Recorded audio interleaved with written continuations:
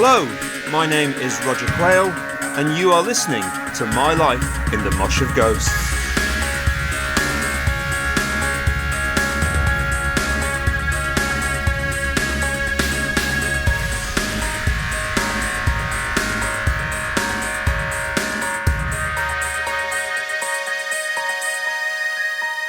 Hello there, and welcome back to My Life in the Mosh of Ghosts with me, your host, Roger Quayle. And thank you for joining me. For this episode, we are going back to Sheffield in the autumn of 1984, and a gig by the former Soft Cell frontman Marc Almond at the Leadmill. The gig took place against a background of the film Threads, recently being shown on BBC Two, in which Sheffield was obliterated in a nuclear attack. Also, the Brighton hotel bombing had just happened, and the UK miners' strike was still ongoing, with over 90% of Yorkshire miners still out defying the government. These were troubling times. Thank goodness then for a bit of escapism with Marc Almond. So, it's Gig 70 with Marc Almond and his band The Willing Sinners at the Leadmill in Sheffield on Tuesday the 16th of October 1984. Here we go.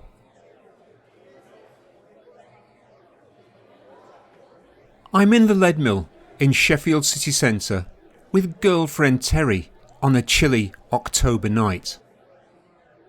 It's the third week of a nuclear autumn since my hometown was vaporised by a Russian attack in the savage, horrific Threads film, shown on BBC Two on a Sunday night. The end is nigh, and it begins 20 miles up the road at RAF Finningley. So, the parfum de saison is Apocalypse, with its signature notes of cold sweat, stale liquor, and involuntary human bowel movement. It's the smell of fear, and it's everywhere, even if it's just a discreet dab behind the ear. Or, perhaps like me, you're doused in a rancid cloud of it. It's here in the Leadmill tonight, mixed in with the potpourri of clove ciggies, patchouli and Pernod and Black. The last time I was here, I was on stage with The Box, playing a July gig with support from our pals Hula to promote our new album. I note with some jealousy that the familiar room is much busier tonight. Fearing that in the course of 18 months, our band has gone from being the best thing since sliced bread to a loaf that is approaching its sell-by date. Nevertheless, putting the imminent apocalypse aside for the evening, we're all gathered here hoping to soak up a different kind of radiation. To bathe in the nuclear star power of one of the UK's biggest new pop personalities of recent years, Mr. Marc Almond, recently off Soft Cell, now embarking on a proper solo career. I liked Soft Cell's first 5 singles, Tainted Love and Bedsitter in 1981, and then into Say Hello, Wave Goodbye, Torch and What the following year. All of them UK top 5 hits in what was an undeniably impressive run. But I'm not an Uber fan, unlike Terry.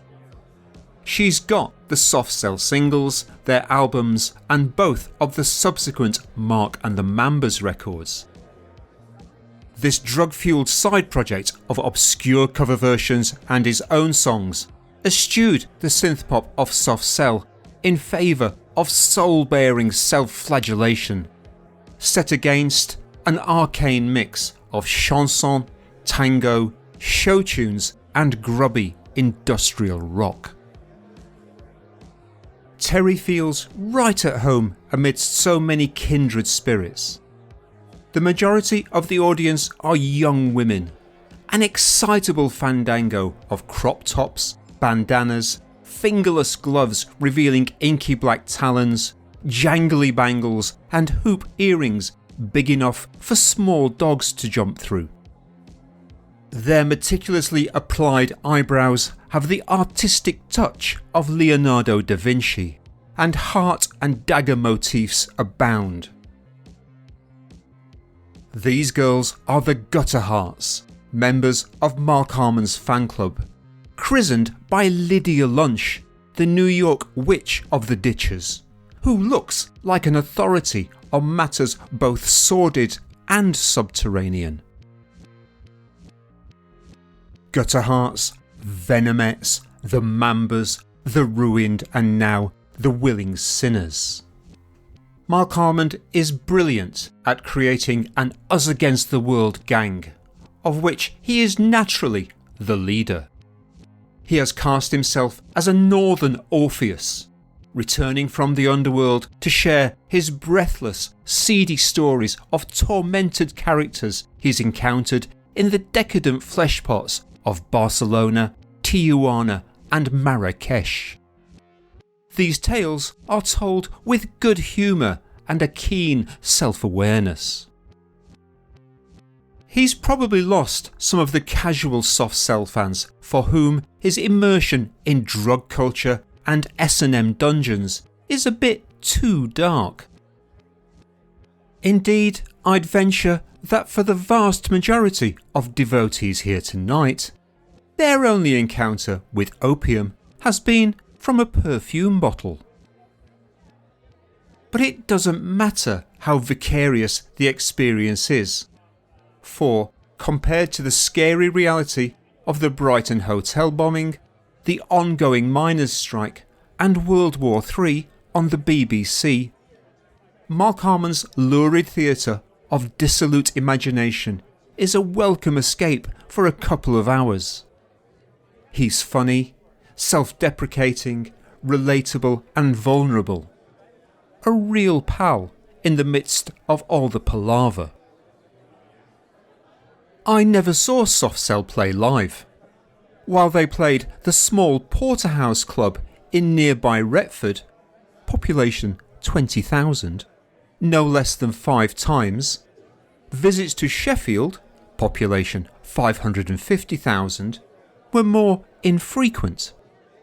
In fact, their touring strategy in the course of 3 years of global success on record would be politely described as sporadic. Managed by the capricious Steve-O Pierce, Soft Cell, in common with his other chargers Cabaret Voltaire and Matt Johnson's The, were lesser spotted species at Watford Gap, Leicester Forest and their overseas equivalents. Steve-O has just managed to get a deal for enthusiastic South London panel beaters test department with Phonogram Records, home to Dire Straits and Big Country. There's more chance of Arthur Scargill appearing in Debrett's than test department appearing on Top of the Pops, but the Epping Forest Epstein is uniquely skilled at getting the major label bosses to take a chance on uncommercial music because he might, just might, have found the next Soft Cell. I do wonder if he gets bored once the record deal is done, or if the real hard bastards on the live music side of the business are less persuaded by his eccentric, unpredictable approach to promotion. For his first solo tour, Marc Almond has assembled a new 5-piece backing band called The Willing Sinners. Young men and women with good bone structure and even better hair. Terry tells me that some of the Willing Sinners used to be Mambas, but have shed their old skins. The electronic pulse of Soft Cell has been banished. Instead, his new songs, which feature piano, real drums and electric guitar and bass, hark back to the sweeping Tin Pan Alley pop of the 60s, with diversions into brassy, sleazy blues. Having seen him on The Tube on Channel 4, I dismissed him as a Cowingate Nick Cave, but I'm very happy to be proved wrong tonight. With his earrings, chunky finger furniture and spangly, sequined game show host jacket, Almond looks like Quirrell of Brest presenting the quiz of the week. It's a shame that Soft Cell didn't play live more, because from the moment Marc appears on stage to deafening squeals, it's obvious that he has a tremendous stage presence. Judy Garland meets the Gene Genie. This is the first night of the tour designed to promote Almond's upcoming album, Vermin in Ermine. So the show is a bit chaotic and haphazard in places, with recent song titles like The Art of Falling Apart, Mr. Self-Destruct and A Million Manias. Almond can be relied upon to make a drama out of a crisis. And, Marc being Marc, he will of course have bought the stage and film rights, workshopped it upstairs at the Royal Court before a triumphant transfer to the glittering West End. OK, so there are some first night nerves on display here, but Almond is nothing if not an eager to please trooper, keenly attuned to his fans' reveries, and the Gutter Hearts wouldn't have it any other way. You want slick? Go see Nick Kershaw. For Terry and the rest of the Soft Cell / Marc and the Mambas fans here tonight, most of these songs present limited opportunities for a sing-along. The anticipated new album won't be in the shops until next month. Almond opens with his solo return track, The Boy Who Came Back, and adds recent single, You Have, both of which are known to this non-more dedicated audience. There's a long, ponderous new song called Ugly Head, which at least allows the crowd to chant back its repetitive one-note, one-word chorus. He also plays a couple of covers. A song called The Plague, which Terry tells me was originally recorded by Scott Walker, and a sultry reading of Cole Porter's Love for Sale. But he doesn't go anywhere near his old material, which is a shame, as through Terry I've discovered the brilliance of obscure Soft Cell songs such as the laugh out loud kitchen sink drama It's a Mugs Game, and the surging, hypnotic gift shop trash anthem Memorabilia. Not to mention his heart-stopping solo rendition of a beautiful love song called Vision, which I learn was first recorded by old proggers Van der Graaf Generator. You'd think Almond might reward the faithful for their loyalty with a blast from the past.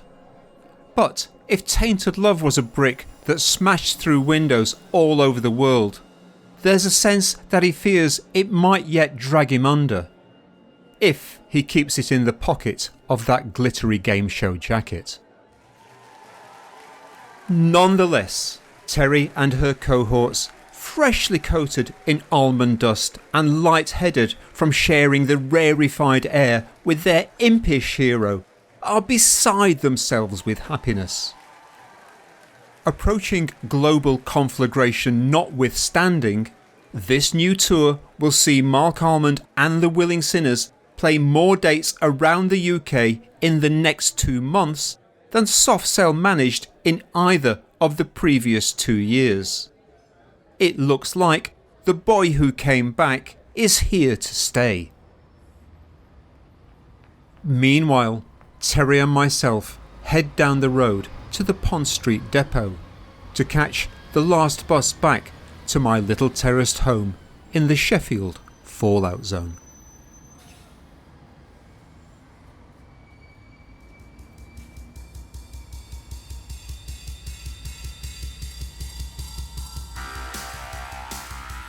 You have been listening to My Life in the Mosh of Ghosts, with thanks to Simon Elliott Kemp for the intro and outro music, and also to Rena for the artwork. Special thanks to my editor, Nigel Floyd. Rest in peace, Dave Ball of Soft Cell and The Grid. Join me again soon for another episode, but until then, this is Roger Quayle saying thank you for listening and bye bye.